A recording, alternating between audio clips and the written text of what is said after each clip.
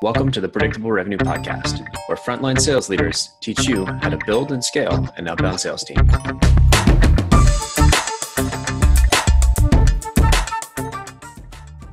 Welcome back to the Predictable Revenue Podcast. I'm your host, Collin Stewart. Today, I'm joined by somebody who's got a bit of an interesting journey.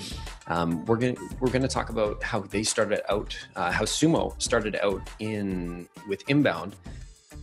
Tried outbound, it didn't work. Figured out what was working, what wasn't working.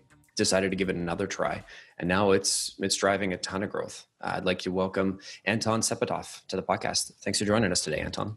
Thanks a ton for that. I'm truly actually very happy to be here. Hey, me too. I'm glad to have you. So awesome. I don't know, at least I always tend to think of Sumo as an inbound company, right? So just to give us a little taste of what we're going to dive into later in the episode, can you talk about percentage of revenue split or give us some indication of how successful outbound has been there? For sure. So we started off, we always have been known as the inbound company. Our blog has always been a huge driver for us. All of our content, we have a ton of writers that work on that, and that's always been what we've been known for, and that's how we started an inbound sales model. Fast forward to now, 2 years later since we started a sales team, is we are 100% focused on outbound. We have maybe not 100%, 90%. And we have some inbound that comes in, but largely focused on outbound. We've made it work. Right on. Can you hint at like what the revenue split between inbound and outbound might be, or at least in terms of net new business? Absolutely. So right now it's around 80 to 90% on the outbound side, and then 10 to 20% from inbound customers coming in. So before it was 100% inbound. So it's like basically the tides have completely switched. Totally flipped. It's funny. Another company, we had Mike Stankus from Acquia on here. They were a coaching client of ours years and years and years ago before Aaron and I worked together. And Mike was saying they had the same journey where they kicked off because they're basically the Drupal company. And they started 100% inbound, and now over 90% of their business comes from outbound, and their inbound channels had just dried up. Exactly. And for us, it's not that I hate inbound or anything like that, and I think it's bad. It's just that that's just how things change for us, and it's made it more profitable for us, and something that's more scalable and repeatable, which is a lot of what you and Aaron talk about. Right on. So before we dive in, and we're going to talk about some of the history, some of the things that didn't work, what you're doing now. Yeah. Why don't we start with, can you give us a little backstory? You guys started with inbound, when did the sales team start over at Sumo? Yeah, so we started a little bit over 2 years ago. And so initially with the company, we had been, Noah and I had just been selling to random people. We were like, okay, one, we got some traction with the amount of people that were using Sumo Me back then, Sumo Now. And we had, big sites using us. But we were like, hey, how can we actually make a business out of this? And so him and I, said, how can we start charging for this? And we're approaching different people. We tried a bunch of different things, and a bunch of things didn't work. So one of the things that we tried is we were like, okay, part of Sumo is we have share buttons that you can put on your site. And we said, why don't we sell that to media companies? And so we approached them and actually closed some of those customers. But we didn't see a ton of traction, and they also didn't see a ton of value out of it. And so then we said, okay, well, let's do something a little bit differently. We have all these people that are signing up for Sumo every single day. There were thousands of sites. Why don't we, look at those sites and say, hey, which are the ones that we can maybe that are, more sustainable businesses, medium to larger size, that we can talk to and hold their hands and get them set up with Sumo. And so literally we just downloaded like a CSV of all of these people signing up on a day-to-day basis. And we hired our first sales hire bar, and him and I would sit down and we'd like look through all these sites and we say, okay, these are the ones we want to talk to. Let's get them on the phone. Let's figure out, how we can sell to them. And so that then evolved into a process with SDRs and AEs on the inbound side of qualifying all these different sites coming in inbound, determining which ones we should get on the call with, and then, upselling them on Sumo.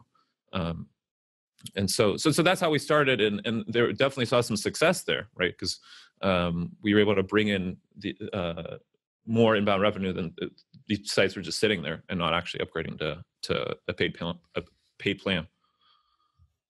Gotcha. Because you're sort of this like freemium slash like PQL model where people can use the product and try it out and even buy certain packages directly on the site.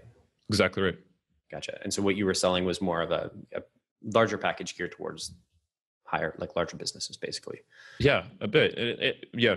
And so there's a lot of trial and error there as well, right? Where we would just get on calls and we would someone just name prices and just say, okay, it's going to be $2,000. And then they're on the site and they're like, what do you mean? It's telling me it only costs $200 a month. And we're like, well, because I'm on the phone with you. And so obviously there's a lot of trial and error there, figuring out, okay, we should, change our pricing and have, and that's something that we're still, I'm happy to talk about it later, still, struggling with a bit now of how do we balance those two models of the, people that can just go and sign up and buy on their own versus, having to talk to someone on the sales team. 100%.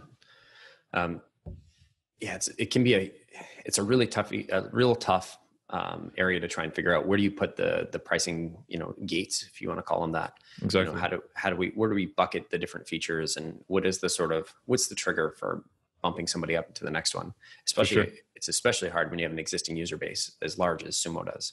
Yeah, exactly. We have like hundreds of thousands of sites using Sumo. So it's, we don't want to just say, hey, you have to talk to someone on sales, because then, potentially we're very much hurting our growth. Mm-hmm. You'd never be able to get one of those magical sandwiches again that you're planning for. So we don't need to talk about sandwiches, but can you talk to me about what your inbound funnel looks like? Yeah, for sure. So on the inbound side, now it's still quite similar, but we made the decision of, let's have marketing take that on and make sure that they are the ones that are, taking a lead, turning it into like an MQL, marketing qualified lead, and pushing them through the funnel, right? And at a certain point, yeah, they will say, hey, that we actually determined that this is an SQL, sales qualified lead. You guys should talk to them. But a lot of it is more on, how can they work with, like, just as you mentioned, having gates in the product with, hey, you want to use this feature, you should upgrade now, right? And having it more self-serve, because, Sumo, we specialize and we work with small businesses. And small businesses, they don't always want to get on the phone with someone and pay a ton of money, right? They kind of just want to get started immediately, like the mom and pop, massage shop. They need something that's $99 a month because they don't have a ton of profit and margins. And so that's where we have that balance, and for us, and that's where we were like, okay, we also saw that if we're paying a lot on the marketing side to get someone in on the inbound funnel, then we're looking at what's the profitability of having a sales team on top of that with SDRs and AEs. It wasn't pretty to see, but we saw that, hey, we're actually losing money on this. Really? We're either breaking even or actually losing money. And so we had to make the hard decision of, okay, I have all these people hired, these SDRs and these AEs, focus on an inbound model. Maybe inbound model isn't what works for our business right now. And that's where we had to, make the decision, the hard decision of, maybe we should instead do outbound. And I guess maybe it's a hard decision, it seems like now, but for now, if I could step back, I would have made that decision a long time ago. Can you just unpack the comment you made that you said it wasn't profitable to do inbound? Obviously, what are we talking about here? Just all in? For sure. So what we looked at was how much does it cost to get a lead in, right? From the very beginning, right? Like how much does it cost to run a Facebook ad, to get someone to sign up for a free account for Sumo, to then, or not if to sign up for a free account, then install Sumo, and then also to talk to the sales team. Sorry, I'm like skipping a bunch of steps, to install Sumo. Then we have this list. Then we have to have, what we have is we have a team of VAs, virtual assistants, that then look through that list and determine which ones are quality. That then goes to a team of SDRs, appointment setters, that then have to contact that company, set up a call with them. Okay, we're there. So then it has to go to an account executive that then has to run that call, has to close that customer, get paid a commission on it. So there's all of these parts of the funnel that we're paying for, right? And for the plans that we had at the time, and still, like I was saying, still a bit struggling with how do we have that balance, is we saw that, okay, we're bringing in, a customer and it's worth whatever, 10,000 to us. We're actually paying out a little bit more than that throughout the whole funnel. So it's not something that's very sustainable. Sure, we're bringing in that customer now, but how can we do that at scale? I'd argue no. Mm-hmm. You said $10,000. Was that the average, what an average customer was worth to you back then? It was a bit lower. So I'd say like more around, it's like a quarter to a half of that. Okay. And that's fluctuated, and it depends on the plan. But yeah, in the very, very early days, it was actually closer to, I would say, around like, 3,000 to 5,000. Gotcha. And you worked out that it was your rough cost on closing that with the, all these pieces of your pipeline was $5,000-6,000. Yeah. Where it was basically, we're either breaking even or losing a bit. Gotcha. And then it fluctuated with the marketing costs and all these other things, but it was a hard decision it was not a decision, but it was like, a tough reality to face of, hey, this, I have all these people hired. It looks like we're doing really, really well. And then you actually look at the math and you're like, hey, maybe this isn't going as well as we thought. Mm-hmm. That must've been a hard reality to face, because I guess up until that point, the majority of your business had come from this inbound channel, and to realize that it's not as profitable as we thought, or not profitable at all in some circumstances, that must've been challenging. Yeah. And it's a challenge, but it's also one of those like fun challenges to say, okay, well then how can we make this profitable, right? What are the other avenues that we can go for? And one for us was outbound, but how can we, make the inbound channel so profitable? So can we do webinars to upgrade them? Can we do something that's a little bit more at scale, right? Mm-hmm. Can marketing have amazing drip emails that engages with customers and says, hey, you're getting success, you should upgrade, right? So there's, it's a tough reality to face, but there's a lot of ways, creative ways to solve that problem. So would you say this tough reality is what sort of it sounds like this is what encouraged you to dip your toe into outbound in the first place? That's exactly what actually even before that, we had dipped our toe into outbound before that. So this was, we really hit outbound hard at the beginning of this year, but we started messing around, dipping our toe in it early last year. And we just really hadn't seen any success. And I would say that we just weren't committed. We said, hey, we're doing inbound, it's working really well. Maybe we should try outbound as a little experiment, mm-hmm. and see if we get anything out of it. And the fact that we treated it as a little experiment without really thinking it through and really determining how do we make this successful, that's why we didn't see any success from it. And then we had I went through all the math, had this Google Doc that said, here are all the costs, here's what we're bringing in. Mm-hmm. And we had this very long meeting that was a tough meeting to have, because it was like, okay, well, what do we do now? Yeah. Right. And then that's when we said, okay, instead of outbound being this little experiment, we at least have some results from it of what we're seeing, and what the costs are to get a lead and all that sort of stuff. So it looks promising. So then we ran through the math on the outbound side and said, let's stop treating this as a little experiment and let's go all in on it. So when you say treating it like an experiment, can you walk me through what that looked like at Sumo? What did the team look like? How much time, resources did you dedicate to it? For sure. So we had around 7 to 8 people on the inbound side, splitting between SDRs and account executives. And then we said, okay, let's just have, instead of distracting the inbound team with outbound, which we think is this just very abstract, completely different thing, which now is, I would say, isn't that way. Mm-hmm. Let's just hire one person and they'll be strictly focused on outbound. So they can go and talk to any outbound company out there, and they're going to be focused on reaching out to that lead, setting up the call, closing that customer, doing the customer success, some of it afterwards, basically doing the full funnel. Yeah. And so, thinking back on it now, hindsight's always 20/20, but I would say you should, never do that. I know that's something that Aaron talks about as well, is, split the responsibilities, right? Yeah. Because the person has to specialize in the responsibility. So that I would say that's why it didn't work. Will was a great guy and worked his butt off to try and make it work, but it was one of those things where he had to do the full funnel. And if we would have just looked at, hey, how much time is it taking for the SDR portion versus the call portion or the AE portion, mm-hmm. It's hard to balance all of that at the same time.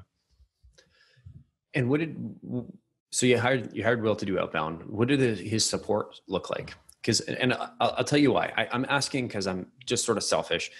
For sure. I hear a lot of people say, I talked to a lot of people that say, oh, we tried outbound and it didn't work. And it's always the case if they hired one person and they said, okay, read this book, go. Right. And it wasn't, let's say there was a sales manager or VP or a CEO that they were rolling up to. It probably represented like 1/16 of their time. And I've talked to numerous people that have said, you know what, outbound doesn't work because we ran this test and it just doesn't work. It's like, okay, well, within a test like that, there are so many variables that can go wrong. I'm just curious to learn, what do you think worked well for you in that test? Because it sounds like you got some promising numbers, and what went wrong for you? So specialization was one. What else? For sure. So yeah, I would say to that point of, how many resources are you actually dedicating to that test? Or, with Will, I worked really closely with him, and him and I were trying to figure out, what's going on in the funnel, right? Like there's all these different pieces, what's not working. What was working was that we were actually closing customers. So if he got on a call, he was closing around 30% of those calls that he was on, which for us was actually on par or similar to what we were seeing on the inbound side. That's huge. Yeah. And I was like, okay, if we're closing a quarter, a third of them, let's just get more calls, right? And then looking at his funnel, and he would, close a customer, and then he has to go back to the very beginning of the funnel, and he has to prospect. So your numbers sort of look like a sine wave, Exactly. And then you have a crappy month, great month. That's exactly what it was. So it was like July, we're doing great. Outbound works. Will's on track. August, not on track. Things aren't going well. Outbound doesn't work. And it was like, outbound works. Outbound doesn't work. September, Will's a hero again. Exactly. And October, it's obviously we fired Will. incredibly rough for him, right? Because it's this up and down, and he's working like crazy. And so I would specifically say, so that part worked well. What didn't work well was we looked at it and said, hey, how long is it taking you to, if you found a company, how long is it taking you to, find that prospect's information, find who you want to reach out to, the VP of marketing there, and their email and their phone number and how to contact them. And that was taking on average, I think, around 15 minutes. And then I was like, okay, well, 15 minutes. Like 15 minutes times the amount of people that you have to get on a call and then close to be hitting quota. There's literally not enough time in the day for you to do that, even if you weren't sleeping at all. And so that's when we were going through that math and seeing where are the bottlenecks, that was a big bottleneck. And then we said we have a team of SDRs on the inbound side that specialize in this. They know exactly what to do, and it's not that you're not great at this, but you're doing 7 or 8 different tasks at once, and it's hard to split your time between all of those. Mm-hmm. Okay, great. So the specialization sounds like that really hit home with, you've got something that's working, time to specialize. Exactly. So talk to me. So that was your little experiment. Talk to me about what you're doing now, because you obviously sounded like that wrapped up. Poor Will was tired of riding the sine wave of despair. Totally. And so, then we said, why are we? One, it's a specialization, and then why are we just having one person do everything? Right? We have a team of SDRs that they're amazing at setting up calls, appointments with prospective customers, and we have these AEs on the inbound side that are amazing at taking these calls. They do them all day long, and they're closing customers like crazy. So we said, why don't we just, split outbound amongst the inbound team and see how it goes for them, right? So, let's have the SDRs do what Will was doing and set up those demos. Let's sit those demos and let's see how the inbound AEs can close them. And there was a lot of hesitation at first. There was a lot of like, Anton, outbound is so much harder. Are you kidding me? How are we ever going to do this? Right. And then it was a lot of me talking to the team and saying, I actually really don't think it's as hard as you guys have it in your head. Let's figure this out together. And it wasn't at all. I would honestly say that around a couple of weeks to a month-ish later, they were like, you were right, Anton. It's the same thing. And they also said, I love outbound customers because one, we're controlling who we're talking to. And so on the inbound side, we were selling to, right now we specialize with e-commerce companies. But on the inbound side, we would talk to a mommy blogger. We would talk to a big media site that had all this traffic and wasn't doing anything that an e-commerce company was doing. And then we talked to the e-commerce companies, and we saw a ton of success with the e-commerce companies. So on the inbound side, every single AE sales rep had a different pitch. They would get on a call and they would be like, how am I going to pitch this? And that makes it insanely hard for them, right? Because it's like a roller coaster all the time. And so we said, how can we make this repeatable? And well, even before then, but that's when they were really excited about outbound, because they said, wow, we're getting all these customers that I can close easily and that I love to talk to, and that not most importantly, that Sumo can show a lot of ROI from them. Mm-hmm. I love the piece on being able to choose your own customers. I think that's one of my favorite pieces. With the smaller deals, like your deal sizes with outbound, we're talking 5 to 10K roughly. Yep. A bit lower than that. And that's something that we're working on now, but around there. Okay. I'm a big fan. I just wanted to throw that in as sort of a caveat, because these are probably, how many on average, is this like a 1 to 2 call close? Like you have that first call. Are they closing on the first call, second call? Yeah, it's quite quick. So we really aim for first call close. We even track that. Like what percentage of deals are you closing on the first call? We've even seen success, honestly, lately with closing before the call. So we'll get them to pay and sign up, and then the call is just setting it up. And so, with that velocity, we can go quickly. We can work with lots of different companies and. Bunch of Jedis over there. Jesus. Exactly. Just magically, we're just hacking credit cards. That's what we're doing. I'm kidding. Cool. I just want to point out the relevancy of the deal size in the sales cycle to anybody with a larger deal size who's, 20K to 100, 150K or even larger, that the outbound calls, they're generally not all going to be as easy as maybe what Sumo's doing, because when you get into those larger deals, they're more complex. It's harder to find, connect with that buyer. So we do find that they tend to take longer on average. Obviously, there's going to be outliers on both sides. I've worked with companies that have $150,000 deals that they close in 3 months, and I'm like, Scooby-Doo face. How are you doing that? Absolutely. I have a good buddy, Tommy, and he's selling very large contracts to basically to help companies give their employees ways of teaching themselves and learning about SEO and different things to progress in their career. Mm-hmm. And he's selling to bigger companies with much larger contracts. And so I've been talking to him, and he's like, you're doing it in 2 weeks, at Sumo, or in a week on the first call. What am I doing wrong? And the reality of the situation is maybe you're not doing something wrong. It's legitimate that you have to, there's a lot of decision makers in a bigger company with a bigger contract size, right? But I would also, and I still had with Tommy, him and I went back and forth, and I still was like, how can we make it, in a week? How can we do it on the first call? Let's try and think outside of the box. Let's not make it like an excuse of, well, it's a bigger contract size, it's going to take 2 years. Mm-hmm. And so I think that, you got to be, the reality of the situation is what it is, and it'll take longer. But also I would push everyone to think, how can we possibly close in a week? Is there anything that we could do that would make that happen? Mm-hmm. I'd love to be able to close a $150,000 deal in a week. Absolutely. I think we all would. Yeah. I think you get those superpowers. You're heavily underpaid no matter what. Definitely. Yeah. So we got a little distracted talking about deal size and quickly closing. So let's talk about what you're doing. What does your team look? What are you guys doing differently compared to just the test? You've got, so you're more specialized, you've got, it sounds like account execs that have inbound and outbound deals. Is that true? Yep, that is true. It's a majority on the outbound side, but there are some inbound as well.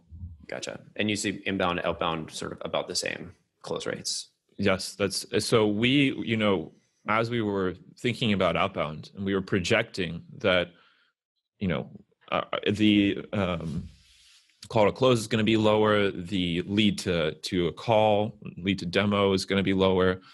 And so we were very conservative. We said, usually on the inbound side, we were seeing around a 40% call to close rate. And so we actually said, hey, with outbound, man, outbound is going to be so hard. Let's just say it's going to be 20. We're actually hitting around 30 to 35. And I actually very much think that that can be even improved and be hitting 40 to 50.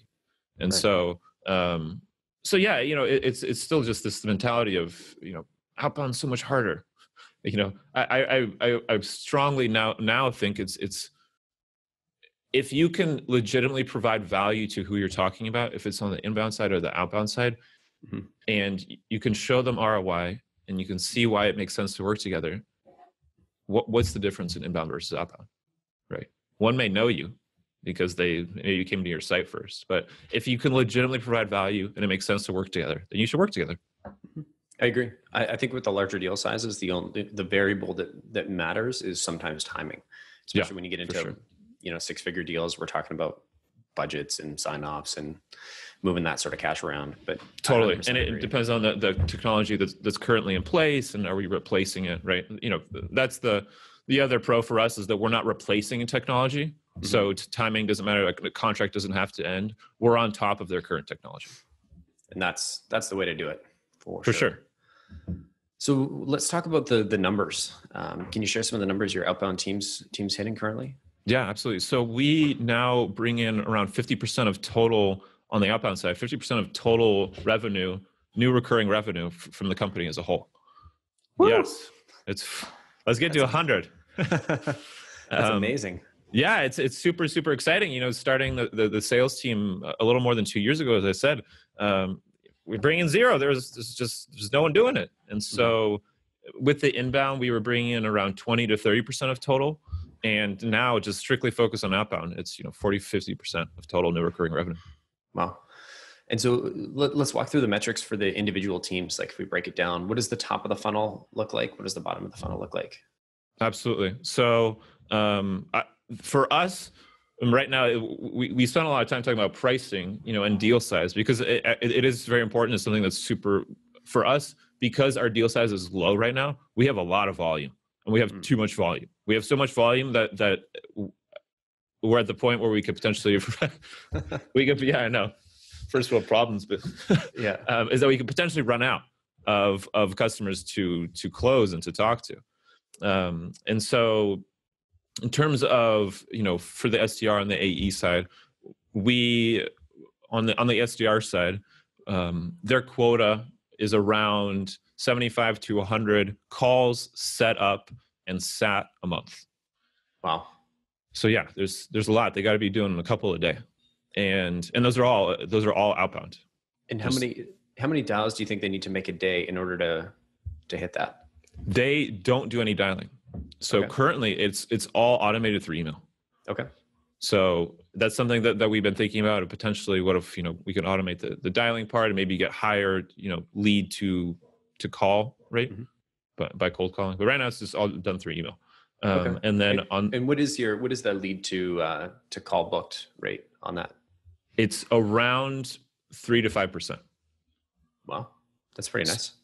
And that's something that we've had to optimize a lot. And it really, it can depend on the lead list that we're working with, right? So we may reach out to all these customers, these potential customers, and we get 0.1% of people that respond to us. We've mainly seen that they are not a fit for Sumo. And so that's one thing that we've worked a lot over the 2 years on. And that's something that I geek out on is how can we reach out and really get their attention? There's so much noise on the outbound world. So we've sat down so many times in so many workshops, and how do we really stand out? And so that's why I know we've been able to get to a 3 to 5%, and I'm quite happy with Exodus around industry standards of the lead to call rate.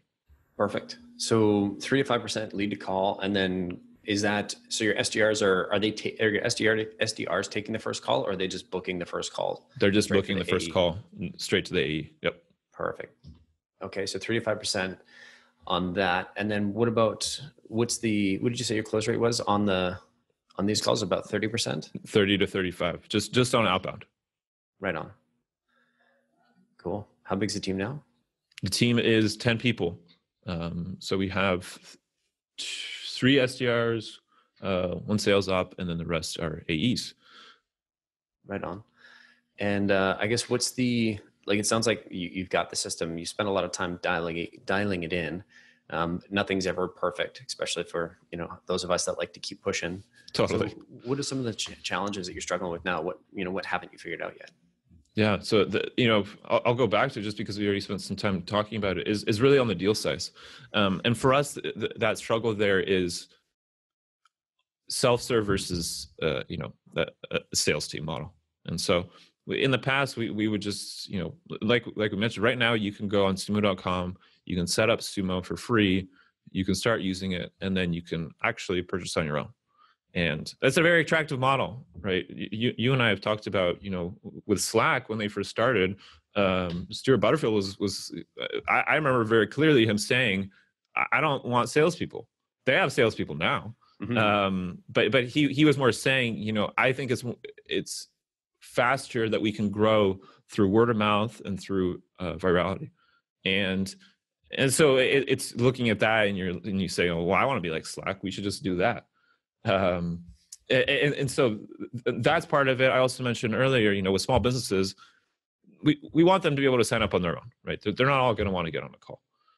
But we're seeing the success on the sales side, on the outbound side, right? We're reaching out to customers that don't know anything about Sumo, and then within a week or two, they're set up with it and they're making money with it, which is insanely exciting to see. And it's brands that I love, like Hint. I'm drinking their water right now.